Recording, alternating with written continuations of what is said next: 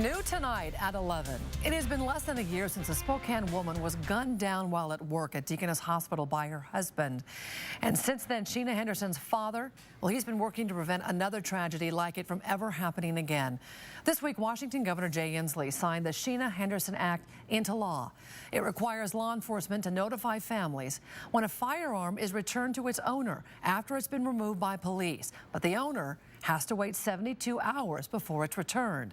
KXLY4's John Hendricks working for you tonight. And John, you talked with Sheena's father. He says he's not done working with lawmakers yet.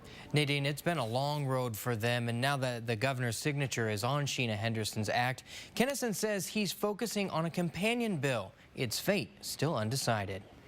It's a question Gary Kennison has thought about a lot. Where did he get a gun? He says he had no idea his son-in-law, Chris Henderson, had been given back his firearm. Had I known that we would have been there to make sure that my daughter was protected fully, we'd have had a protection order in place. Because of that question, he's pushed to require law enforcement to notify families of someone who has been taken into custody that any firearm that is confiscated is going to be returned.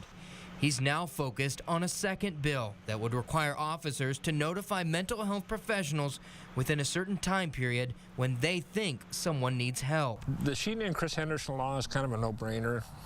I mean, our whole idea is to be able to get our loved ones and family members the help that they need. The bill made it through the state house, but was stalled in the Senate. Some lawmakers not thrilled with the nuts and bolts. It's a little bit disenchanting to think that you work so hard and agreed with things with people, and then all of a sudden it just gets thrown in the trash, so to speak. Kennison says giving up is not part of the plan and will continue to lobby on behalf of his daughter, trying to get police the tools they need to prevent what happened to him and his family from happening again. I just envision that she's in heaven right now, smiling, saying, "All right, Mom, Dad, you guys did something that was good."